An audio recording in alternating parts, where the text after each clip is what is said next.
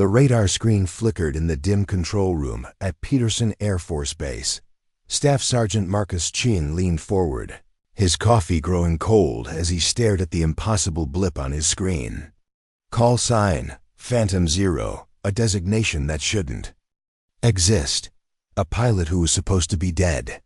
Before we jump back in, tell us where you're tuning in from, and if this story touches you, make sure you're subscribed because tomorrow I've saved something extra special for you.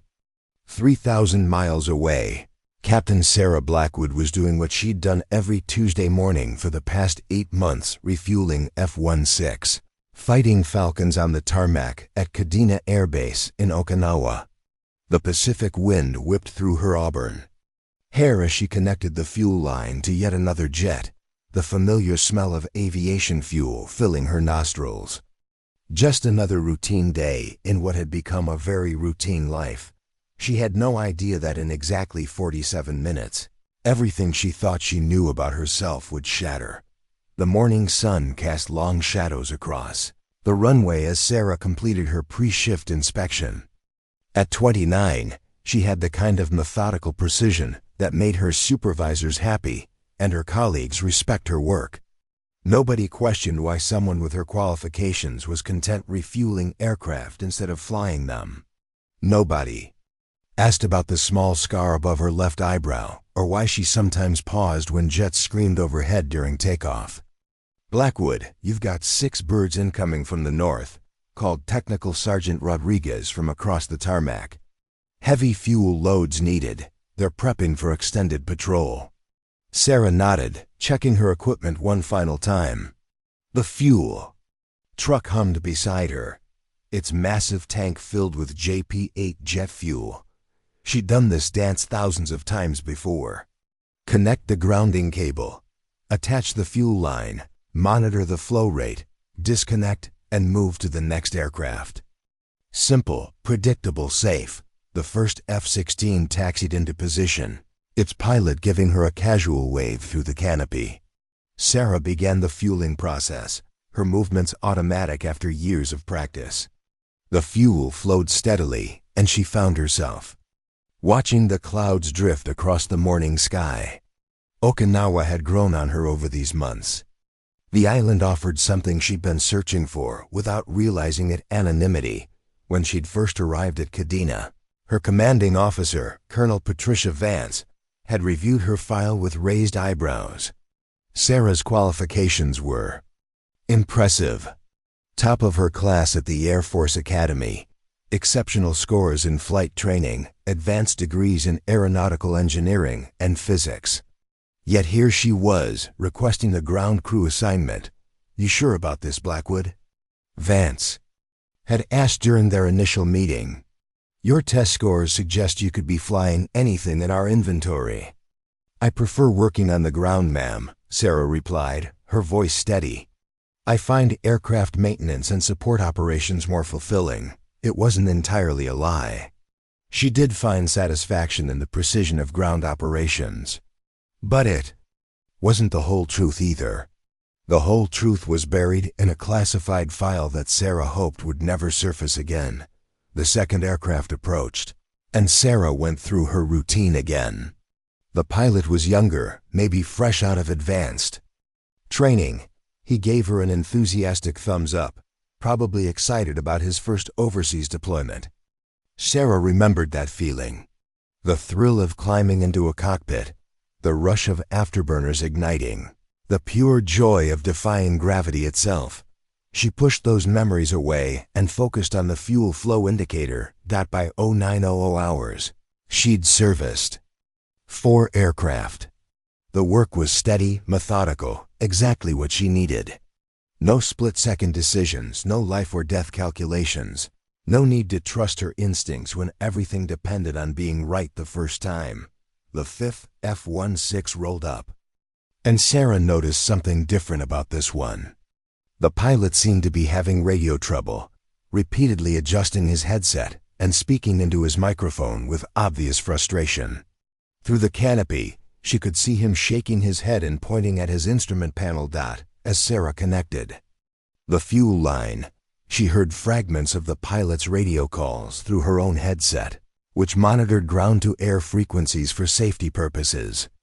Tower, Viper 77. I'm showing intermittent failure on my primary navigation system. Request permission to delay departure pending diagnostics. The tower's response crackled back. Viper 77 standby. We're checking with maintenance. Unavailability for immediate inspection. Sarah continued monitoring the fuel flow, but something nagged at her about the pilot's description of his problem. The symptoms he was describing, intermittent navigation failure with secondary system lag, sounded familiar. She'd encountered a similar issue before, though she couldn't immediately place where or when. The pilot tried his radio again. Tower, Viper 77. The failure appears to be in the inertial navigation unit. I'm getting drift errors that could compromise mission effectiveness. That's when it hit her. Sarah's breath caught in her throat as the memory surfaced. She knew exactly what was wrong with that aircraft, and more importantly, she knew how to fix it. But knowing meant remembering, and remembering was something she'd spent 8 months trying to avoid. The pilot was growing increasingly frustrated. Sarah could see him running through troubleshooting procedures in the cockpit, his movements becoming more agitated as each attempt failed to resolve the issue. The fuel tank was nearly full, but she found herself hesitating before disconnecting the line. She glanced around the tarmac. Rodriguez was busy with another aircraft 50 yards away. The nearest maintenance crew was working on a helicopter near the hangar. Nobody was paying attention to her. Almost without thinking, Sarah walked to the pilot's side of the aircraft and gestured for him to lower his canopy. A young lieutenant looked surprised but complied. What's your exact malfunction? Description? She asked, having to raise her voice over the ambient noise of the airfield. My INS is showing position errors that seem to reset every few minutes, but then drift again. Secondary GPS is responding sluggishly. I can't get reliable navigation. Data, Sarah nodded. Try switching to navigation mode 4, then immediately back to mode 2. Hold the reset button for exactly 7 seconds, not 5, not 10, 7. The pilot looked confused. I'm sorry, but are you qualified to Just try it, Sarah interrupted, then caught herself. Please, I've seen this specific malfunction before. The lieutenant shrugged and followed her instructions. Within 30 seconds, his face lit up with relief. Holy shit, that worked. How did you? He stopped himself, suddenly aware that he was talking to someone whose rank insignia indicated she was a ground crew, not a pilot or maintenance officer. Sarah was already walking back to finish disconnecting the fuel line, her heart racing. She'd acted on instinct, the same instincts that had once made her one of the most promising pilots in her training squadron. The same instinct she'd been trying to suppress for 8 months. As the lieutenant prepared for departure, he called out over the engine noise, Hey, what's your name? I want to mention this to my CO. That was some serious troubleshooting. Just doing my job, Sarah called back, not turning around. But as the F-16 taxied away, Sarah realized she couldn't shake the satisfaction she'd felt in solving that problem. For just a moment, she'd felt like herself again. The real Sarah Blackwood, not the person she'd been pretending to be. The 6th and final aircraft of her morning shift approached, and Sarah prepared for what she assumed would be another routine fueling operation. She had no way of knowing that 3,000 miles away, a radar operator was staring at an impossible signal, or that the events set in motion by her moment of instinctive expertise were about to collide with a past she thought she'd left behind.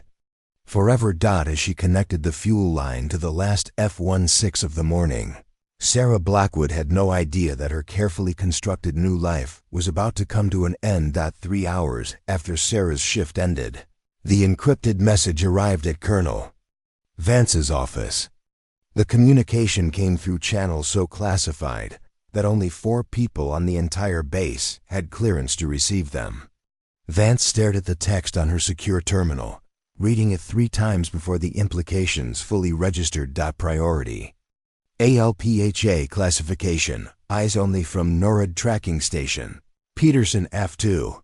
Kadena AIB command radar contact designated Phantom 0 detected. 847 Zulu, Okinawa region. Signal characteristics match archived profile from Operation Nightfall. Require immediate verification of all personnel with Nightfall clearance currently stationed your facility. Request. Urgent confirmation. Is subject designation Blackwood, Sarah M. currently assigned your command? Awaiting immediate response. Vance leaned back in her chair, her mind racing. Operation Nightfall was a name she hadn't heard in over 2 years. It was also a program she'd hoped never to encounter again. She pulled Sarah's personnel file from her secure cabinet, spreading the documents across her desk. The official file was surprisingly thin for someone with Sarah's qualifications. Standard academy records, flight training scores, technical certifications. But Vance knew there had to be more. Nobody with Sarah's credentials requested a ground crew assignment without a compelling reason. She picked up her secure phone and dialed a number she'd memorized but never wanted to use. Preparing and narrating this story took us a lot of time, so if you are enjoying it, subscribe to our channel. It means a lot to us. Now back to the story. Meanwhile, Sarah was in her quarters, trying to focus on a technical manual about fuel system maintenance. The small room was spartanly furnished: a single bed, a desk, a bookshelf filled with engineering textbooks, and a few paperback novels. The only personal touch was a framed photograph on the nightstand, showing a much younger Sarah in a flight suit standing next to an aircraft that wasn't quite like anything currently in service. The knock on her door came at exactly 13:47 hours.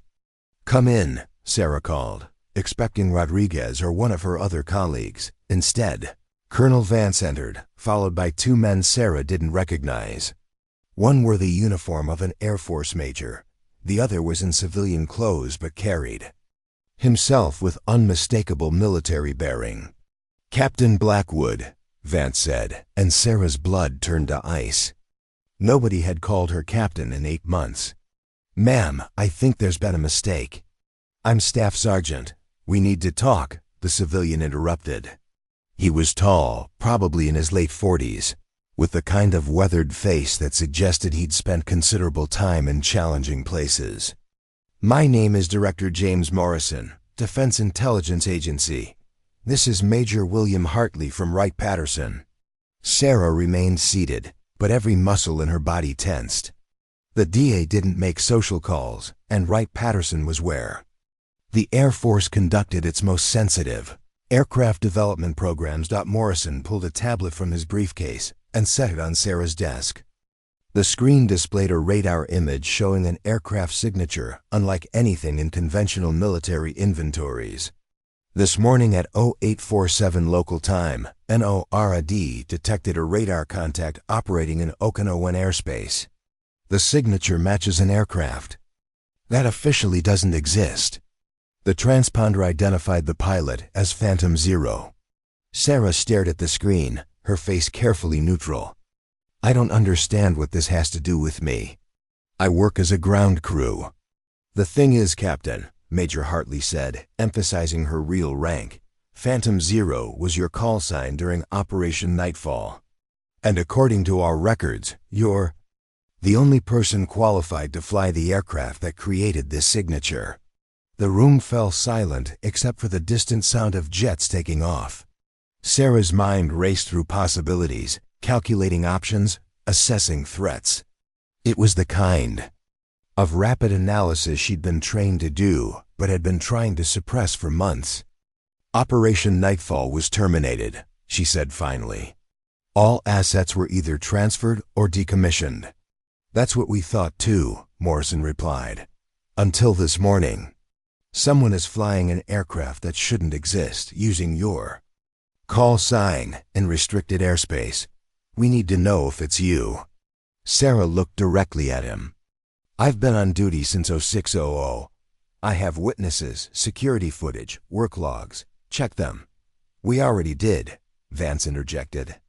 Your alibi is solid, which makes the situation even more concerning. Morrison touched the tablet screen, bringing up a new image. This one showed technical specifications for an aircraft Sarah knew all too well. The sleek lines, the unconventional engine placement, the radar-absorbing coating that made it nearly invisible to conventional detection systems. The X-47 Wraith, Morrison said. Prototype stealth fighter, capable of speeds exceeding Mach 3.2, equipped with adaptive camouflage systems, and armed with weapon systems that officially don't exist. According to our records, only 3 pilots ever achieved certification to fly this aircraft. 1 died in a training accident. 1 was transferred to Black Ops and his location is classified even from us. And the 3rd? Sarah asked, though she already knew the answer. Captain Sarah Blackwood, callsign Phantom Zero, who supposedly requested transfer to ground crew after a psychological evaluation recommended she be removed from flight status. Sarah's jaw tightened. The psychological evaluation had been a convenient fiction, a way to bury both her and the program she'd been part of. The real reason for her transfer was sitting on Morrison's tablet, an aircraft so advanced, so dangerous, that its existence had been deemed too risky to acknowledge. If someone is flying a Wraith, Sarah said carefully, it's not me. And if the program was terminated, how is that possible? Major Hartley opened a folder he'd been carrying. That's what we're trying to determine. Our investigation suggests that at least 1 X-47 Wraith may not have been properly decommissioned. It may have been diverted during the program shutdown. He handed Sarah a photograph. It showed an empty hangar at a facility she recognized as the classified test site where Operation Nightfall had been conducted. Marked spaces on the floor indicated where aircraft had been stored, but 1 space was conspicuously empty. Wraith 03 was supposedly transferred to long-term storage at Area 52, Hartley continued. But when we checked this morning, the storage facility has no record of receiving it. Sarah studied the photograph, her mind automatically analyzing the details. The empty space was exactly the right size for a Wraith. More importantly, she could see tool marks on the floor that suggested the aircraft had been moved recently, not 2 years ago when the program ended. You think someone stole it, she said. We think someone with intimate knowledge of the program and access to the facility diverted it for unknown purposes, Morrison replied. The question is who and why they're using your call sign. Colonel. Vance stepped forward. Sarah, I need you to understand something. If there's a rogue Wraith operating in the Pacific, it represents a significant threat to national security. The weapons systems on that aircraft could devastate an entire carrier group or level a city block without warning. Sarah set the photograph down, her hand steady despite the turmoil in her mind. She'd spent 8 months trying to forget about the Wraith, about the things she'd been asked to do during Operation Nightfall, about the capabilities of an aircraft that pushed the boundaries of physics and ethics. What do you want from me? She asked. Morrison leaned forward. We want you to help us find it. And if necessary, we want you to stop it. I don't fly anymore. Sarah, Major Hartley said quietly, there may not be anyone else who can. Outside. Another F-16 screamed overhead during takeoff, its conventional engines roaring with familiar thunder. Sarah listened to the sound fade into the distance, thinking about the vast difference between that aircraft and the one they were discussing. The Wraith didn't roar when it flew. It whispered through the sky like a ghost, invisible to radar, silent to the ear, deadly beyond measure. She looked up at the 3 faces watching her, each representing a different aspect of a life she'd tried to leave behind. Colonel Vance, her current commander, representing the military structure she'd sought refuge in. Major Hartley, representing the advanced programs that had shaped her into something more and less than a conventional pilot.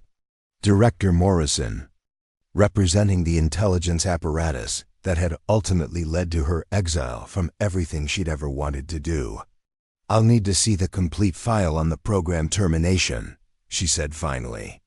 "And I'll need access to the original technical specifications," Morrison nodded. "Already arranged.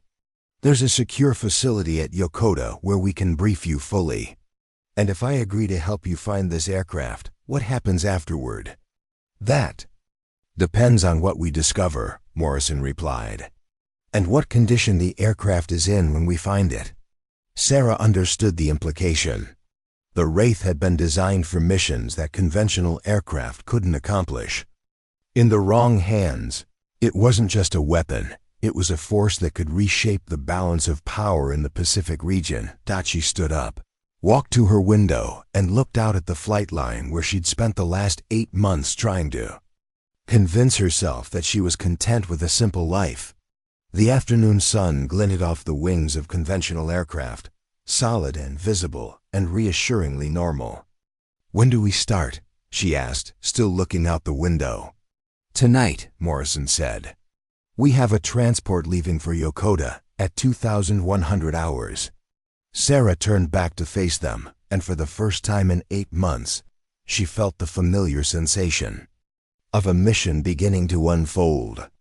It was terrifying and exhilarating in equal measure. "I'll be ready," she said. The C-130 transport aircraft banked sharply as it approached Yokota Air Base, its cargo bay dimly lit by red LED strips. Sarah sat strapped into a jump seat, studying classified documents that she hadn't seen in 2 years. Across from her, Director Morrison worked on his laptop while Major Hartley spoke quietly into a satellite phone. The technical specifications brought back memories she'd tried to bury. The X-47 Wraith wasn't just an aircraft, it was a technological leap that had pushed her to the absolute limits of human capability. The G-forces alone during high-speed maneuvers had required months of specialized conditioning. The mental demands of operating its systems had been even more challenging. "Something is bothering you about the specs?" Morrison asked, looking up.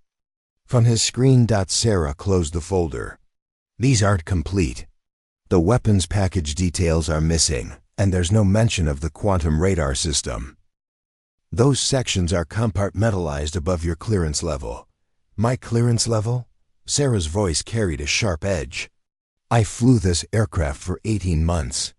I know every system, every capability, every weakness. If you want my help finding it, I need the complete picture." Morrison exchanged a glance with Hartley, who nodded slowly. "The missing Wraith wasn't carrying standard ordnance," Morrison said finally. Wraith 03 was equipped with the Phoenix Mark 7 system. Sarah's blood ran cold. Phoenix Mark 7 was a directed energy weapon that could disable electronic systems. Across a 50-mile radius or, when focused, punch through 3 feet of reinforced concrete.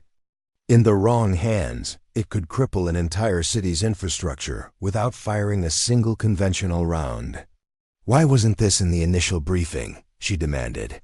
"Because we hoped we were wrong," Hartley replied, ending his phone call. "We just confirmed it. Wraith 03 was carrying the Phoenix system when it disappeared."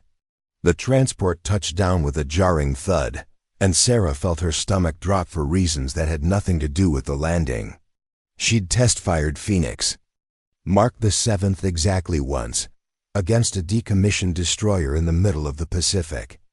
The weapon had cut through the ship's hull like a torch through paper, then systematically destroyed every electronic system aboard until the vessel was nothing but a floating shell. 20 minutes later, they were in a secure briefing room beneath Yokota's main operations center. The walls were lined with monitors displaying real-time intelligence feeds from across the Pacific region. A dozen analysts worked at computer terminals, tracking aircraft movements, monitoring communications, and analyzing radar data. Dr. Elizabeth Chen, the Wraith program's former chief engineer, was waiting for them. Sarah hadn't seen Chen since the program termination, and the woman looked like she'd aged a decade in 2 years. Her usually immaculate appearance was disheveled, and her hands shook slightly as she arranged files on the conference table. "Sarah, thank God you're here," Chun said, her voice strained. "This is worse than they told you." She activated a wall display that showed a map of the Pacific region. Red dots marked the locations where the mysterious radar contact had been detected over the past 72 hours. Phantom Zero has been conducting systematic reconnaissance of military installations from Guam to the Philippines, Chun explained. "The pattern suggests whoever is flying the Wraith is mapping our defensive capabilities in preparation for something significant." Sarah studied the flight paths, her mind automatically analyzing the tactical implications. The routes were sophisticated, avoiding known radar coverage while maximizing intelligence gathering potential. Whoever was flying the Wraith understood both the aircraft's capabilities and regional military deployments with alarming precision. "Any communication attempts?" Sarah asked. "None," Morrison replied. "No response to radio calls, no acknowledgement of airspace violations. The pilot is operating in complete radio silence." "That's not possible," Sarah said flatly. "The Wraiths' communication systems are integrated with the flight controls. You can't disable them without compromising aircraft operation." Chun pulled up another display showing technical schematics. "Unless someone modified the systems. We've detected unusual electromagnetic signatures during the flyovers. The aircraft appears to have been equipped with additional hardware we don't recognize." Sarah moved closer to the display, studying the energy patterns. The signatures were consistent with advanced electronic countermeasures, but the configuration was unlike anything in the original Wraith specifications. "This is Chinese technology," she said suddenly. The frequency patterns match their latest stealth development programs. The room fell silent. Hartley was the first to speak. "Are you suggesting the Chinese military has acquired our aircraft?"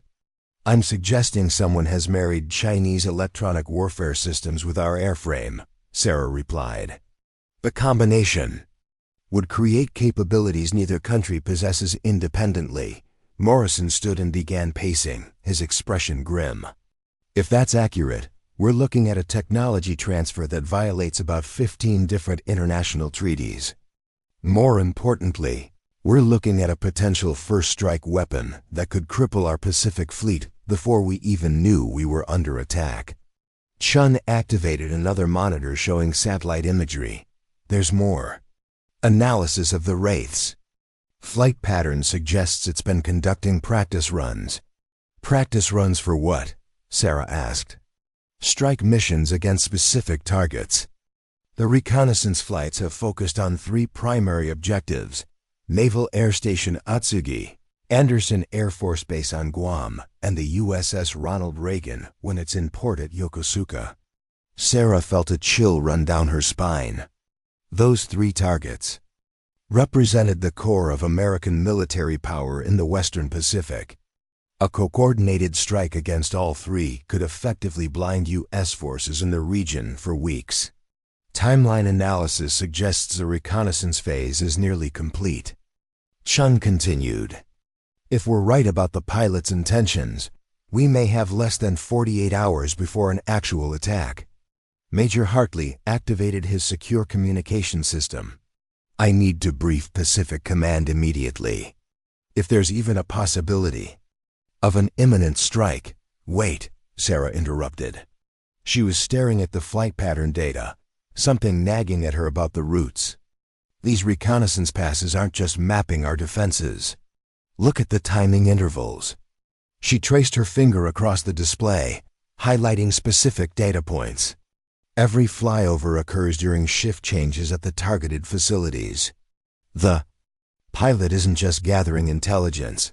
They're identifying operational vulnerabilities. Morrison leaned over the table. "Meaning what exactly?" "Meaning whoever is flying that Wraith has intimate knowledge of our base operations. They know when guard rotations occur, when radar operators change shifts, when maintenance crews are most likely to be distracted. The implications hung heavy in the air. Chun was the first to voice what everyone was thinking. It has to be someone with extensive experience in our military systems. Someone who's been stationed at multiple Pacific bases and understands our operational procedures. Or someone who's been fed that information by someone who does. Hartley added grimly. Sarah walked to the window overlooking the flight line, where conventional aircraft sat in neat rows under the harsh illumination of security lights. The normalcy of the scene contrasted sharply with the discussion taking place behind her. "I need to see the original personnel files from Operation Nightfall," she said without turning around. "Everyone who had access to the Wraith program, not just the pilots." "Sarah," Morrison said carefully, "what are you thinking?" She turned back to face the group, her expression troubled. "I'm thinking that the person flying that aircraft knows me well enough to use my call sign. They understand the Wraith's capabilities because they helped develop them.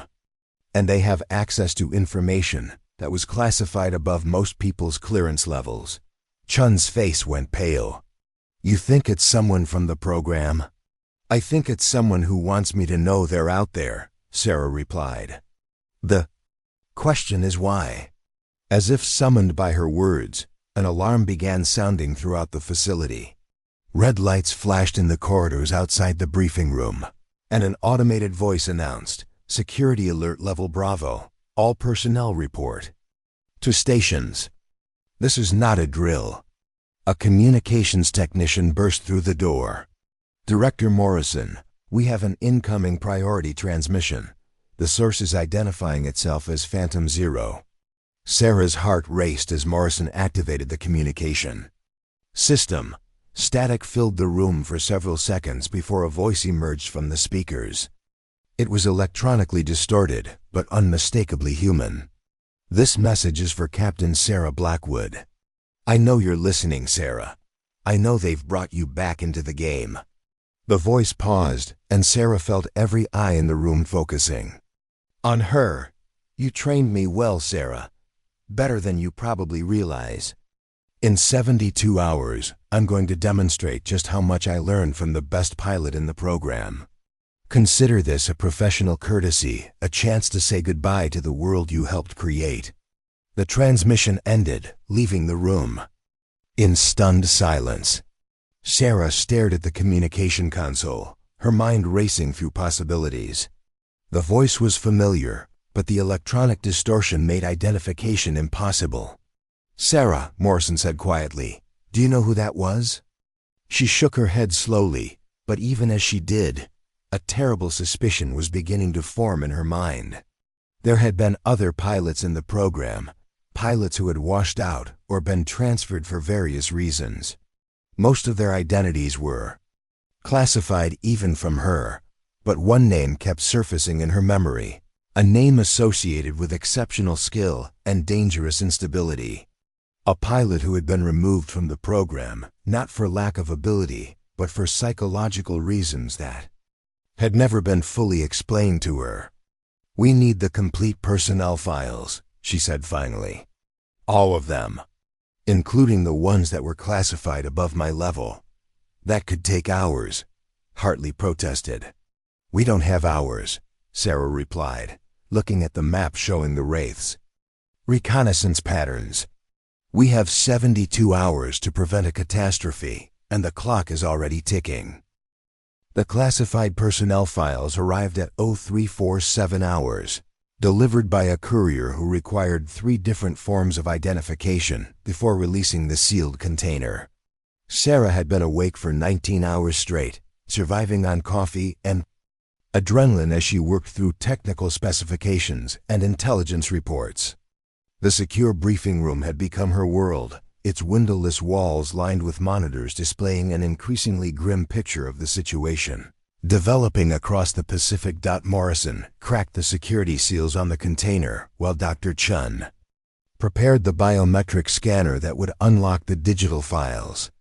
These weren't just classified documents. They were compartmentalized at levels that required multiple authorizations to access. The kind of files that existed to protect secrets so dangerous that acknowledging them could reshape international Relations. Before we open these, Morrison said, his hand hovering over the scanner, I need you to understand something. Sarah, some of what you're about to see was kept from you during the original program for operational security reasons.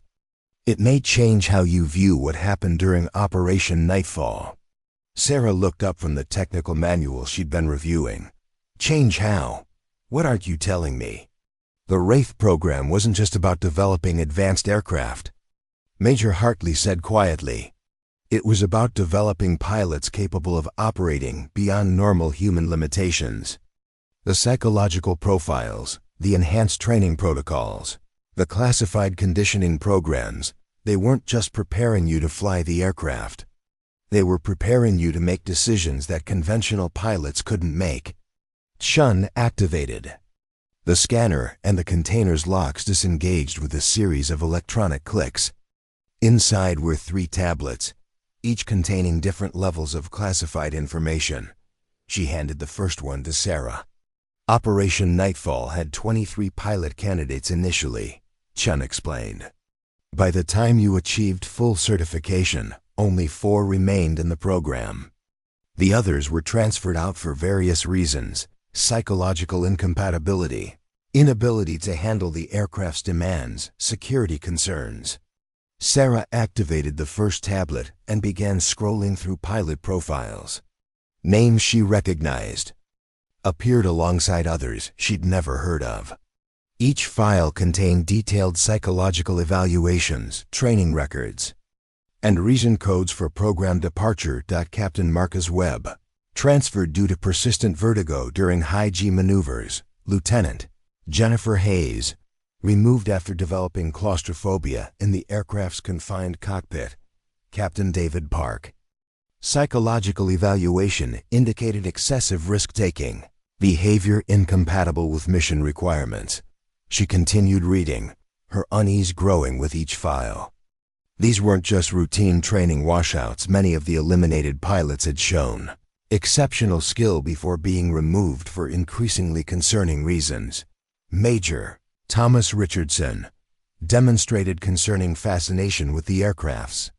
Weapons systems during training exercises. Captain Lisa Moreau developed what evaluators termed emotional detachment syndrome during simulated combat scenarios. Lieutenant Colonel James Mitchell exhibited signs of paranoid ideation regarding program oversight and mission objectives. Then she found the file. That made her blood run cold. Captain Alexander Kane, exceptional pilot skills, demonstrated mastery of all aircraft systems. Removed from the program due to psychological instability manifesting as obsessive behavior toward fellow pilot Sarah Blackwood. Recommended for psychological counseling and permanent flight restriction. Sarah stared at the screen, memories flooding back. Alex Kane had been one of the most talented pilots she'd ever encountered. His technical skills were flawless, his understanding of the Wraith systems was encyclopedic, and his flying ability was extraordinary. But there had been something unsettling about his intensity, the way he watched her during briefings, the questions he asked about her techniques and decision-making processes. Kane was removed from the program 6 months before termination, she said, looking up at Morrison. Why wasn't I told about the specific reasons? Because the psychological evaluation indicated that informing you might have compromised your own performance, Morrison replied. Kane had developed what the psychiatrist termed professional obsession with your flying methods. He began mimicking your techniques, studying your flight patterns, even requesting to be assigned as your wingman for every mission, Sarah remembered. Now, Alex had been friendly, almost deferential during their interactions. She'd assumed his questions about her flying techniques were simple professional curiosity. She hadn't realized he was conducting what amounted to a psychological study of her methods. Where is Kane now? She asked, though she was beginning to suspect she already knew. Chun activated the second tablet and handed it to her. That's where the situation becomes more complicated. After his removal from the Wraith program, Kane was transferred to a classified psychological rehabilitation facility. He underwent 6 months of intensive counseling and was cleared for return to limited flight duties. The file showed Kane's subsequent assignments. He'd been stationed at multiple Pacific bases over the past 2 years, including 3 months at Andersen Air Force Base on Guam and a temporary assignment at Naval Air Station Atsugi. Every location that had been reconnoitered by the mysterious Phantom Zero. He's been systematically positioned at every target site, Sarah realized. This wasn't a random assignment. Someone's been placing him exactly where he needed to gather intelligence. Gets worse, Hartley said, activating the third tablet. Kane's psychological rehabilitation was overseen by Dr. Marcus Fung, a psychiatrist who was later discovered to have connections to foreign intelligence services. Fung disappeared 18 months ago, along with detailed psychological profiles of several Wraith program veterans. Sarah felt pieces of a complex puzzle clicking into place. So Kane was psychologically conditioned by a foreign agent, given access to detailed information about program personnel, and positioned at strategic locations throughout the Pacific. This wasn't theft, it was recruitment. The working theory is that Kane was approached during his psychological rehabilitation, Morrison explained. His obsession with you and the Wraith program made him an ideal candidate for manipulation. Someone convinced him that the program's termination was a betrayal, that his removal was unfair, and that demonstrating the aircraft's capabilities was a form of vindication. Chun pulled up a new display showing financial records. We've traced payments to offshore accounts in Kane's name, totaling over $3 million in the past 18 months. The money came through shell companies with ties to multiple foreign intelligence services, not just Chinese, but Russian and North Korean as well. A multinational operation, Sarah murmured, studying the financial data. They're not just stealing our technology, they're creating a coalition capable of countering American air superiority in the Pacific. The implications were staggering. The Wraith program had been designed to maintain American technological superiority for decades. If its capabilities were now in foreign hands, the entire balance of power in the region could shift overnight. Morrison's secure phone buzzed with an incoming call. He answered it, his expression growing increasingly grim as he listened to the voice on the other end. Understood. Yes, she's here. We'll coordinate immediately. He hung up and turned to the group. That was Pacific Command. They've detected unusual activity at 3 separate locations, all former Soviet installations in the Kamchatka Peninsula that were supposed to have been abandoned after the Cold War. Chun activated a satellite map showing the remote Russian region. What kind of activity? Construction crews, heavy equipment, and most significantly, the installation of what appears to be advanced radar systems. The type of systems that would be needed to guide a stealth aircraft like the Wraith to specific targets. Sarah studied the satellite imagery, her mind racing through tactical possibilities. They're building forward operating bases. Kane isn't working alone. He's part of a larger operation designed to project power across the entire Pacific region. The timeline makes sense now, Hartley added. Kane's been conducting reconnaissance for over a year, gathering intelligence on our defensive capabilities while his handlers prepared staging areas for offensive operations. Morrison activated the room's main communication system. We need to brief the Joint Chiefs immediately.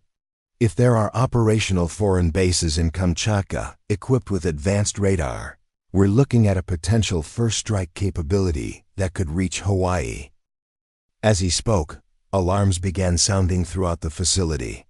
Sarah looked up to see red warning lights flashing in the corridors outside the briefing room. A voice over the facility's intercom announced, "Condition red. All personnel to battle." Stations, this is not a drill. A communications technician burst through the door, carrying a tablet displaying real-time radar data. Director Morrison, we have multiple contacts approaching Japanese airspace from the north. Speed and altitude consistent with advanced stealth aircraft.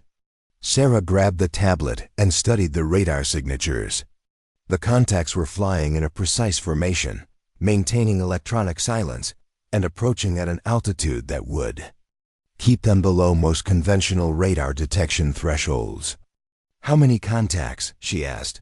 "5 confirmed, possibly 6. All showing signature characteristics consistent with the missing Wraith." Sarah's breath caught in her throat. "There was only one missing aircraft." "That we knew of," Morrison said. Grimly, "It appears we've been operating under incomplete information." Chun pulled up the original program records on her terminal. "I'm showing production records for 7 Wraith aircraft in total. 3 were supposed to be transferred to long-term storage, 3 were scheduled for decommissioning, and 1 was designated for continued testing. But we only tracked the disposition of 4 aircraft," Hartley realized. 3 went to storage facilities that we now know were compromised, and 1 continued testing. That leaves 3 completely unaccounted for. The tactical situation had just become exponentially more complex. Sarah stared at the radar display, watching the approaching formation. 6 advanced stealth aircraft, flown by pilots with intimate knowledge of American defensive systems, approaching targets that had been systematically reconnoitered over the past year. "This isn't a demonstration," she said quietly. "This is the opening move of a coordinated attack." Morrison was already on the phone with Pacific Command, relaying the tactical situation and requesting immediate defensive measures. But Sarah knew that conventional defenses would be largely ineffective against Wraith aircraft flown by skilled pilots who understood exactly how to exploit their weaknesses. "We need to get interceptors airborne immediately," Hartley said. "Interceptors won't work," Sarah replied, still studying the radar data. "The Wraiths can outrun anything we have in the inventory, and their stealth capabilities make them nearly impossible to target with conventional weapon systems." "Then what do you suggest?" Sarah was quiet for a long moment, her mind working through possibilities. The approaching aircraft were following flight paths that would bring them within strike range of major American installations within the hour. Conventional defensive measures would be insufficient, and there wasn't time to evacuate the targeted facilities. "There's only one way to stop a Wraith," she said finally. "With another Wraith." "Sarah," Morrison said, ending his phone call, "we don't have another operational Wraith. The program was terminated, remember?" She looked up at him, her expression resolute. "Actually, we do. The aircraft designated for continued testing. It's been maintained in operational condition at a classified facility in Nevada. I know because I helped design the maintenance protocols." Chun checked her records. Wraith 01 is still listed as active, but it hasn't flown in over 18 months. The systems would need complete recalibration. The pilot would need refresher training. "How long will it take to make it operational?" Sarah interrupted. "Under normal circumstances?"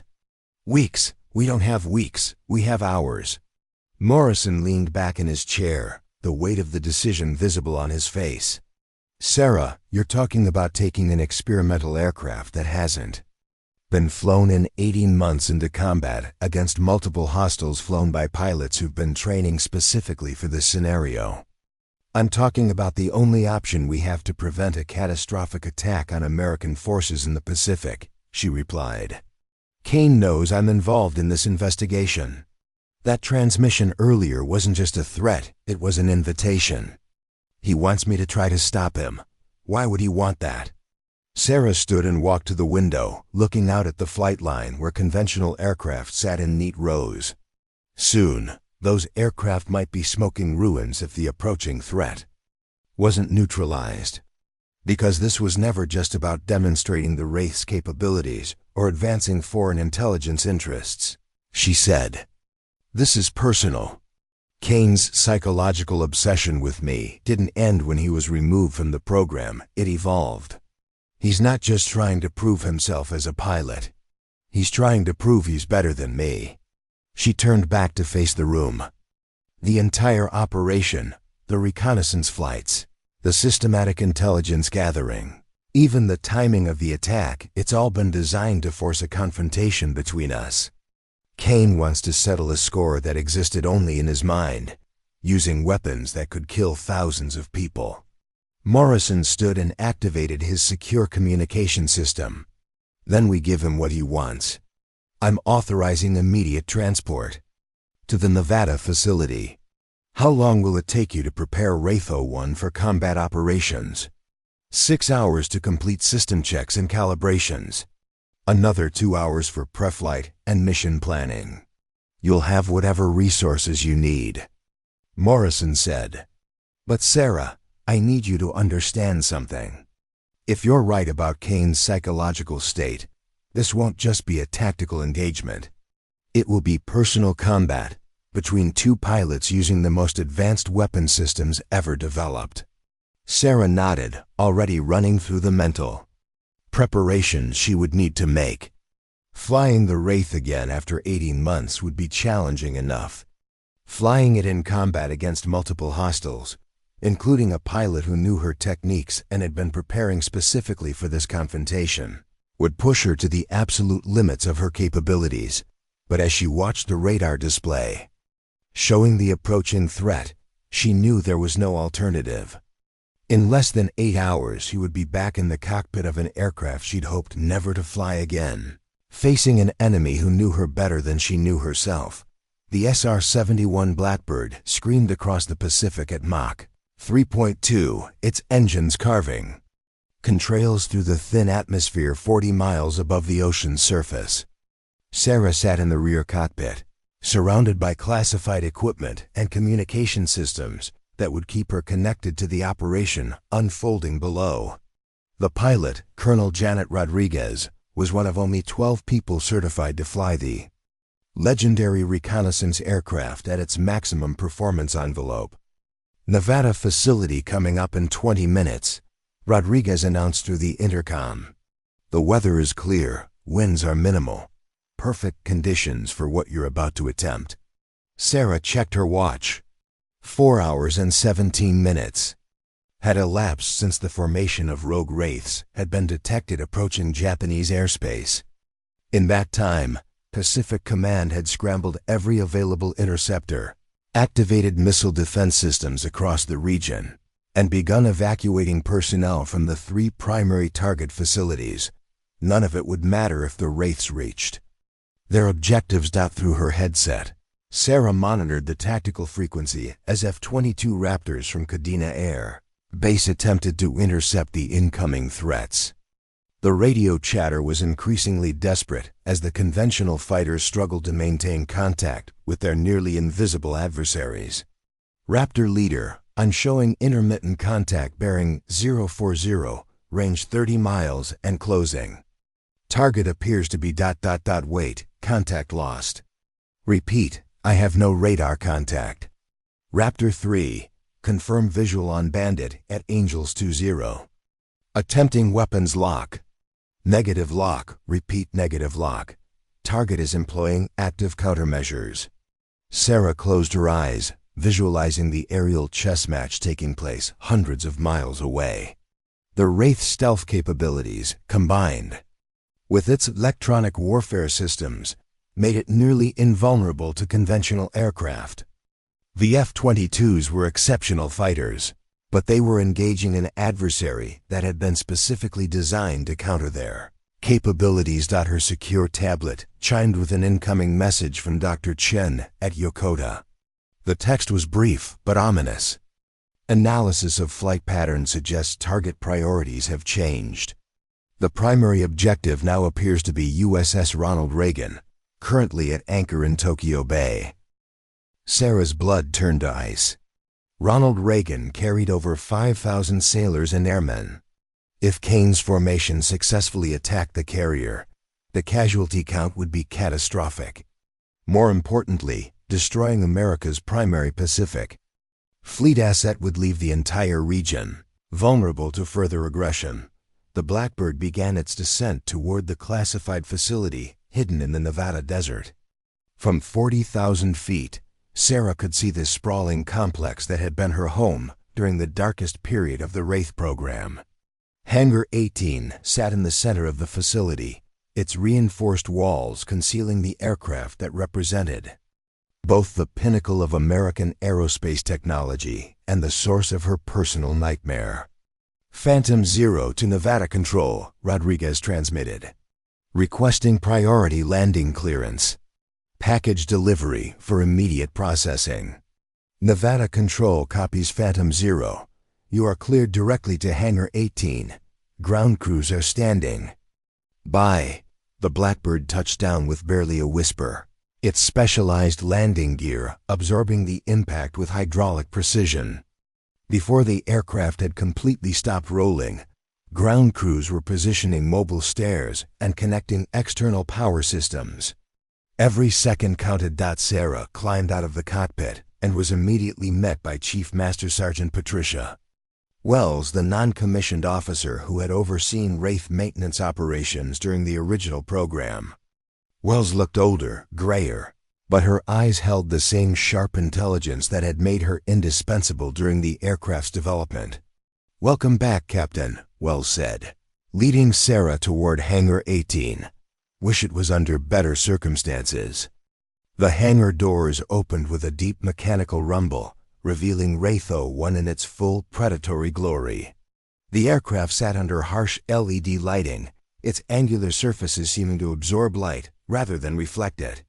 Even motionless, the Wraith projected an aura of barely contained lethality that made conventional fighters look primitive by comparison. "She's been maintained in full operational status," Wells explained as they approached the aircraft. "Monthly engine runs, quarterly systems checks, complete avionics updates. The only thing she's been waiting for is a pilot." Sarah walked around the Wraith, her trained eye automatically checking the aircraft's condition. The stealth coating appeared intact, the engine intakes were clear, and the weapons bay doors showed proper alignment. But 18 months was a long time in the life of an experimental aircraft. "Systems integration?" she asked. "Updated to current specifications 3 months ago. Phoenix Mark 7 is fully operational. Electronic warfare suite is running the latest. Software and the quantum radar system has been calibrated to current threat parameters." A technician approached carrying Sarah's flight suit, helmet, and survival gear. The equipment had been modified since her last flight, incorporating new life support systems and enhanced communication capabilities. As she began suiting up, Wells continued her briefing. "We've loaded current intelligence on the rogue aircraft into the tactical computer. 6 confirmed hostiles, all showing modifications consistent with foreign electronic warfare systems. Based on their flight patterns, we estimate they're carrying enhanced weapons packages." Sarah sealed her flight suit and began the ritual of pre-flight preparation that had been drilled into her during hundreds of training sessions. Check suit integrity, verify communication systems, confirm oxygen flow, test helmet displays. The routine was comforting in its familiarity, a series of mechanical actions that helped calm her mind for what lay ahead. "Time to intercept?" she asked, climbing the access ladder to the Wraith's cockpit. "Based on current vector analysis, you'll have approximately 40 minutes to reach the engagement zone before the hostiles enter attack position on the Reagan," Wells replied. "Flight time to the target area is 36 minutes at maximum." Velocity. Sarah settled into the pilot's seat and immediately felt the aircraft respond to her presence. The Wraith's systems were designed to interface directly with the pilot's biometrics, creating a symbiotic relationship between human and machine that bordered on telepathic. As she activated the primary systems, the cockpit displays came alive with tactical information, threat assessments, and target data. "Wraith 01 to Nevada Control, requesting clearance for immediate departure," she transmitted. "Nevada Control copies Wraith 01. You are cleared for takeoff on runway 09. Winds are calm, visibility unlimited. Good hunting, Phantom Zero. The name sent a chill through Sarah as she advanced the throttles. She was Phantom Zero again, call sign of a pilot who no longer existed, flying an aircraft that officially didn't exist, on a mission that would never be acknowledged if she succeeded. The Wraith accelerated down the runway with smooth, silent power. Unlike conventional jet engines, the aircraft's propulsion system produced almost no external noise, making its departure feel more like a glider launch than the takeoff of a supersonic fighter. Sarah pulled back on the controls, and the aircraft lifted off with an ethereal grace that still amazed her after all these years. As she climbed toward cruising altitude, her secure communication system activated with an incoming transmission from Director Morrison. "Sarah, we've received another message from Kane. He's requesting direct communication with you." "Put him through," Sarah replied, leveling off at 35,000 feet and engaging the Wraith's maximum velocity mode. Static filled her headset for several seconds before Kane's electronically distorted voice emerged. "Hello, Sarah. I wondered when they'd finally convince you to climb back into a Wraith. How does it feel to be flying again? Alex, this ends now. You have 6 minutes to alter course and withdraw from Japanese airspace before I engage your formation." Kane's laugh was cold, mechanical through the electronic distortion. "You always were direct. No small talk, no attempt to understand my perspective. That was your weakness in the program. Sarah, you never understood that flying the Wraith wasn't just about technical proficiency. It was about embracing what we could become." Sarah checked her tactical display. The hostile formation was now 38 minutes from the weapons range of the USS Ronald Reagan. Her own intercept course would bring her into contact with them in 22 minutes. "What do you want, Alex?" she asked, knowing the answer but needing to hear him say it. "I want to show you what I learned from studying your techniques. I want to demonstrate that your removal from the program was the real mistake. And I want to prove that I understand the Wraith's capabilities better than you ever did. By killing thousands of innocent people.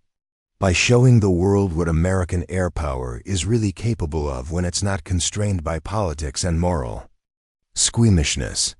Reagan is just the opening move, Sarah. We have targets prepared across the entire Pacific Rim." Sarah's tactical computer began displaying threat warnings as her aircraft approached the edge of the engagement zone.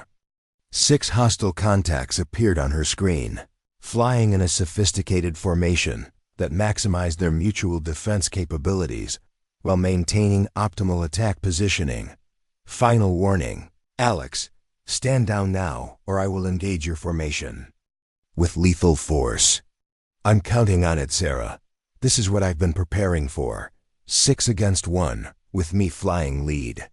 Let's see if you're still the best pilot in the program." The transmission ended, leaving Sarah alone with the quiet hum of the Wraith's systems and the weight of what was about to happen.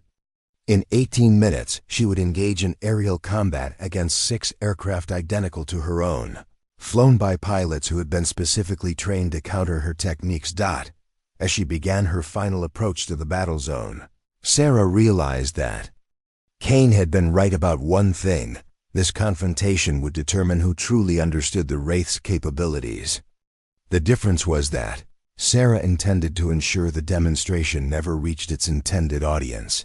The USS Ronald Reagan appeared on her long-range sensors, a massive radar signature surrounded by the smaller contacts of its escort vessels. In 16 minutes, that ship would either be safe or at the bottom of Tokyo Bay. Sarah armed the Wraith's weapon systems and began her attack run. The first missiles launched at 0347 hours, 38,000 feet above the Pacific Ocean. Sarah's threat warning system screened as 6 Phoenix Mark 7 energy weapons locked onto her aircraft simultaneously. At these altitudes, there was nowhere to hide. No terrain to mask her signature, only the deadly mathematics of advanced aerial combat. Sarah rolled the Wraith into a steep dive, descending at nearly vertical angles while deploying every electronic countermeasure in her arsenal. The energy beams sliced through the air around her, their focused power leaving ionized trails that glowed briefly in the thin atmosphere. One beam passed close enough to her starboard wing that she felt the aircraft shudder from the electromagnetic interference. "Still flying defensively, Sarah," Kane's voice taunted through the tactical frequency.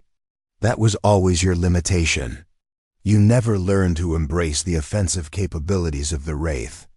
Sarah leveled out at 25,000 feet, her aircraft screaming through the darkness at Mach 2.8. The hostile formation had split into two groups, 4 aircraft maintaining attack position toward the USS Ronald Reagan, while Kane and one wingman pursued her directly.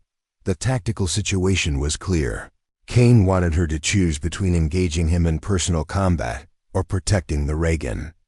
It was exactly the kind of psychological manipulation she'd been trained to recognize and counter. She chose option 3.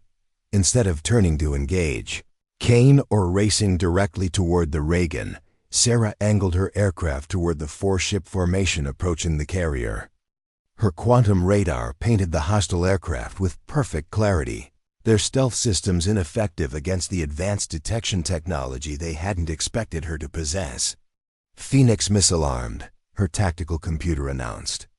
"Multiple targets locked." Sarah squeezed the trigger. The directed energy weapon discharged with a brilliant flash that briefly turned night into day. The focused beam struck the lead hostile aircraft at the junction of its port wing and fuselage, precisely targeting the fuel line junction that she knew was the Wraith's most vulnerable point. The enemy aircraft exploded in a cascade of superheated metal and burning aviation fuel. "Phoenix missile armed," the computer announced again. The second beam found its target before the debris from the first aircraft had finished falling. Another explosion lit the sky, reducing the attacking formation from 4 aircraft to 2 in less than 10 seconds. "Impressive shooting," Kane transmitted, his voice carrying grudging respect. "But you're about to discover what happens when someone understands your techniques better than you understand theirs." Sarah's threat warning system activated as Kane's aircraft dove out of the high cover, approaching her from directly above at incredible speed. His wingmen simultaneously attacked from her port side, creating a coordinated assault that would have overwhelmed most pilots. Sarah had anticipated this exact maneuver. Instead of attempting evasive action, she pulled the Wraith into a climbing turn so sharp that the G-forces pressed her deep into her ejection seat. The aircraft structure groaned under the stress, but held together as she reversed direction and brought her weapons to bear on Kane's wingmen. The third Phoenix beam caught the hostile aircraft center mass, vaporizing the cockpit and forward fuselage instantly. "3 down," Sarah announced on the tactical frequency. "Alex, you now have 90 seconds to withdraw before the remaining 2 aircraft reach attack position on the Reagan." Kane's response came in the form of missile fire. 2 energy beams lanced towards Sarah's aircraft, forcing her into a defensive spiral that carried her dangerously close to the ocean surface. Her altimeter showed 1,200 feet and decreasing as she fought to maintain control. The remaining 2 hostile aircraft were now 15 miles from the USS Ronald Reagan, well within weapons range. Sarah could see the massive carrier on her display, surrounded by escort vessels that would be helpless against directed energy weapons. She made her decision. Pulling out of her defensive spiral, Sarah climbed rapidly while transmitting on the carrier's emergency frequency. "USS Ronald Reagan. This is Phantom Zero. Incoming hostile aircraft, bearing 090, range 15 miles. Recommend immediate evasive maneuvers and defensive countermeasures." Reagan's response was immediate. The massive carrier began turning hard to starboard while its escort vessels moved to intercept positions. Point defense systems activated, filling the air with defensive fire that would be useless against stealth aircraft but might provide some distraction. Sarah armed her remaining Phoenix systems and targeted the 2 aircraft approaching the carrier. The range was extreme, nearly 25 miles, but she had no choice. If those aircraft reached attack position, thousands of people would die. The first beam missed, its energy dissipating harmlessly into the ocean. The second struck one of the hostile aircraft in the engine section, causing catastrophic damage that sent the aircraft spinning toward the sea. One remaining hostile aircraft approached the Reagan. Sarah's fuel warning light activated. The high-speed maneuvering and energy weapon discharges had consumed her reserves faster than anticipated. She had perhaps 10 minutes of flight time remaining before being forced to seek emergency landing. Sarah, Kane's voice was different now, less taunting and more urgent. You can't reach the last aircraft in time, but I can. What are you talking about, Alex? I can intercept the final hostile before it reaches the attack position, but you have to trust me. Sarah checked her tactical display. Kane was right. His position and remaining fuel gave him the only viable intercept course. But trusting the man who had orchestrated this entire attack seemed like tactical suicide. Why would you help me? She asked. Because this was supposed to be about proving I was the better pilot. But 5,000 innocent people dying wasn't part of my plan. The foreign handlers added that target without my approval. Sarah realized that Kane's psychological obsession had been manipulated by his foreign intelligence contacts. His desire to prove himself against her had been weaponized into something far beyond his original intentions. Do it, she ordered. Kane's aircraft dove toward the final hostile at maximum velocity. Sarah watched on her tactical display as the two aircraft converged on an intercept course that would bring them together. Just miles from the USS Ronald Reagan. The engagement lasted exactly 4 seconds.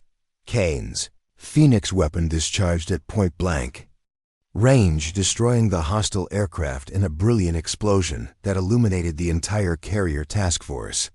But the debris from the destroyed aircraft struck Kane's Wraith, causing severe damage to his port engine and flight control systems. I'm hit, Kane transmitted, his voice strained. Lost primary flight controls, engine failure, fuel leak. I'm not going to make it back to any airfield. Sarah checked her remaining fuel. She had perhaps 8 minutes before her own aircraft would be forced down. But Kane's aircraft was descending rapidly toward the ocean, and his emergency beacon indicated he had minutes before impact. Alex, activate your ejection seat. I'll call in search and rescue. Negative. The ejection system is damaged. Besides, this is probably better than a court-martial and life imprisonment. Sarah watched Kane's aircraft descending toward the dark Pacific waters. In minutes, he would impact the ocean and disappear forever, taking with him the secrets of Operation Nightfall and the foreign intelligence network that had recruited him. Alex, listen to me. You can still survive this. Manual bailout is possible if you can maintain altitude for another 60 seconds. Sarah, I need you to know something. Everything I did, all of this, it was never really about betraying our country. It was about proving that I understood what you taught me about flying. The foreign handlers, the money, the targets, that was their agenda, not mine. I know, Alex, but you need to focus on survival now. Can you maintain level flight? Kane's aircraft was now visible to Sarah as a distant speck against the ocean's surface, trailing smoke and losing altitude rapidly. Negative on level flight. But Sarah, I want you to know that you were right. The Wraith isn't just about the technology, it's about the pilot's judgment. And your judgment was always better than mine. The final transmission came 30 seconds later. Phantom 0 to all stations, mission complete. Reagan is safe. Sarah watched Kane's aircraft disappear beneath the waves, taking with it the last physical evidence of the stolen Wraith program. She banked toward the nearest airfield, her fuel warning system now showing critical levels. As she flew through the dawn sky toward an emergency landing at Yokosuka Naval Base, Sarah reflected on the events that had brought her back to the cockpit of an aircraft she'd hoped never to fly again. Kane's obsession had been real, but it had been exploited by foreign intelligence services who understood that the most dangerous weapons were often psychological rather than technological. 6 hours later, Sarah sat in a debriefing room at Pacific Command Headquarters, facing a panel of senior officers and intelligence officials. The official record would show that a group of stolen, experimental aircraft had been destroyed during an attempted attack on American naval assets. The pilots' identities would remain classified, as would the specific nature of the aircraft involved. Captain Blackwood, the panel's senior officer said, "Your actions prevented what could have been a catastrophic attack on American forces. The question now is what happens next." Sarah looked out the window at Tokyo Bay, where the USS Ronald Reagan rode peacefully at anchor, its crew unaware of how close they had come to disaster. "I'd like to return to my previous assignment, sir. Ground crew operations at Kadena Air Base. With respect, Captain, after what you've accomplished, surely you'd prefer a return to active flight status. We have several advanced programs that could benefit from your expertise." Sarah shook her head. "I've seen what happens when pilots become too comfortable with advanced weapon systems. Sometimes the most important decision a pilot can make is when not to fly." The panel exchanged glances before the senior officer nodded. "Very well, Captain. You'll be returned to your previous duties, with a commendation for exceptional service under classified circumstances." 3 days later, Sarah was back on the flight line at Kadena Air Base, connecting fuel lines to conventional F-16 fighters. The work was routine, predictable, and exactly what she needed. When jets screamed overhead during takeoff, she no longer paused to watch them climb toward the horizon. The Wraith program was officially terminated for the second and final time. The remaining aircraft were destroyed under international supervision, their advanced technologies deemed too dangerous for continued existence. In her quarters that evening, Sarah removed the framed photograph from her nightstand, the image of herself standing next to an aircraft that no longer existed. She studied it for a long moment, remembering the pilot she had been and the choices that had led her to where she was now.